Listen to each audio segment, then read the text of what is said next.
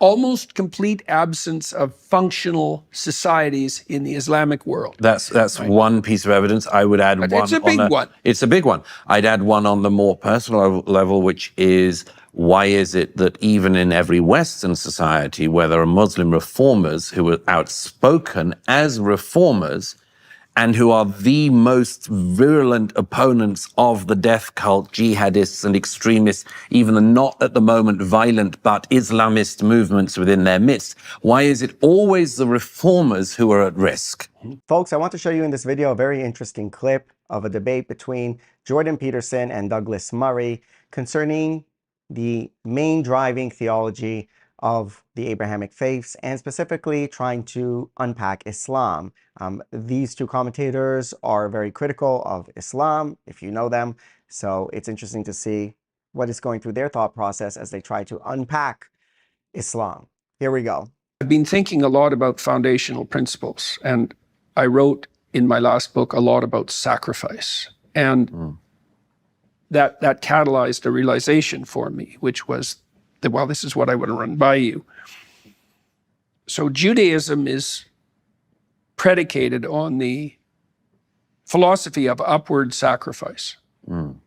So you aim at the good, which would be the opposite of hell, let's say, and then you vow to shed everything that's not in keeping with that aim. It isn't obvious to me that in the Islamic world that the spirit of voluntary self-sacrifice upward is the foundation. It looks to me more like it's something approximating power.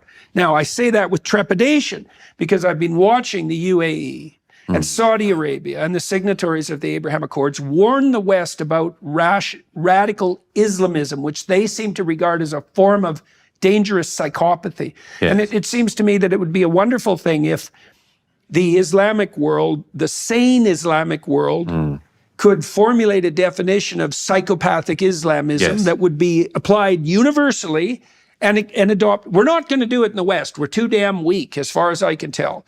We look at the UK. We won't draw boundaries in the UK. We won't draw boundaries in Canada or on the university campuses. We're too guilt-ridden. So yes. Well, as I see it, too, and as you know, I've written about this for many years, principally in the strange south of Europe. What I've seen happening in our era has been two things happening simultaneously. One is the guilt-ridden societies that have effectively sloughed off their faith structure, which which happens in the Jewish world as well. There's a movement within Judaism, mainly sort of Reform Judaism, and what I call Spilt Judaism, which is something called Tikkun Olam, which is effectively that the end point of Judaism is sort of social justice. Okay, it's effectively for non-believing Jews, but who see themselves as Jews, still are Jews, but cultural Jews, but that they can express their Judaism by a support for the downtrodden and so on. And there's lots of good to be said for that, but it's just that on its own, it's the question, shallow. Douglas, is how do you support the downtrodden? And the answer to that is not necessarily by economic means. I don't believe that. It's just absolutely. as we talked about on the other podcast, is that economic incentives don't increase the birth rate. Right, why? Because people do not live by bread alone. Yes. Right. Exactly.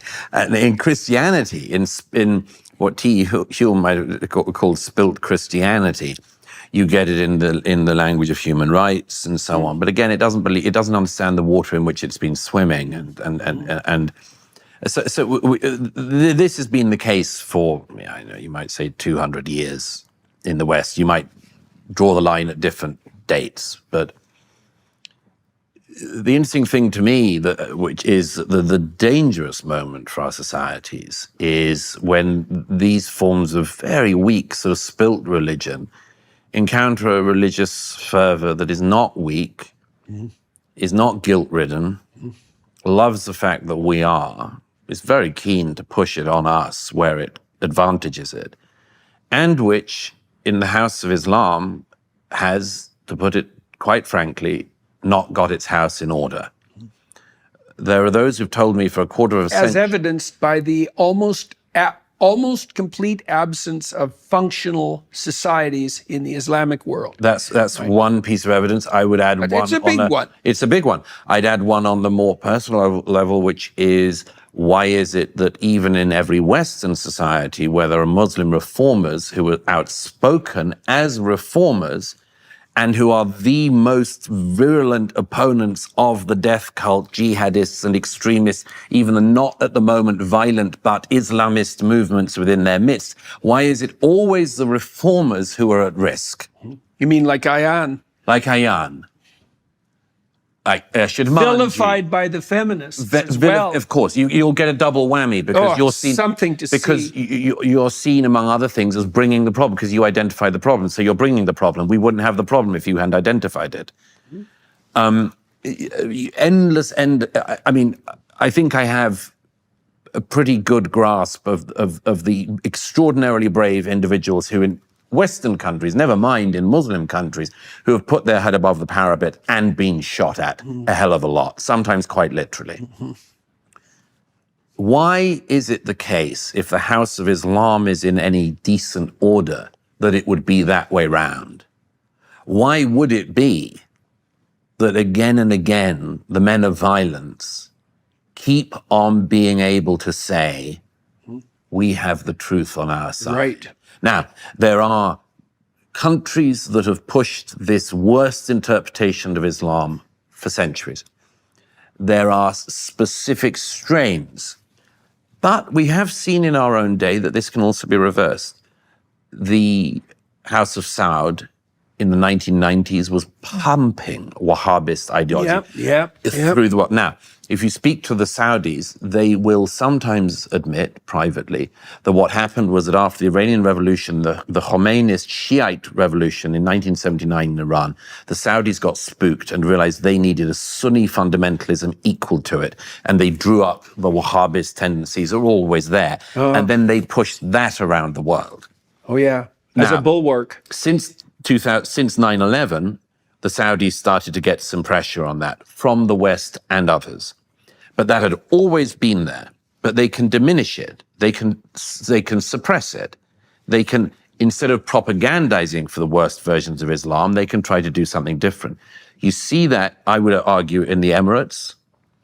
You see a very dangerous example of a 1980s, 90s era Saudi Arabia in Qatar at the moment, which, although putting out a very materialistic pro-Western face, certainly with a lot of money to pump into the West and pollute a lot of people, are playing with money our idiot industry gives them. Absolutely. But they are not just playing with, but pumping out the same type of Islamist. Back to the universities. The same ideology that the Saudis were pumping out in the past. But I would come back to this central thing, which is that the big problem for Islam as a faith is, can they deal with this problem within the House of Islam or not? Well, that's a very old problem, you know. It goes back. Psychopaths are defined as predatory parasites. And the problem of parasitism is so profound that sex itself evolved to deal with it. So one of the measures of the robustness of a system is its ability.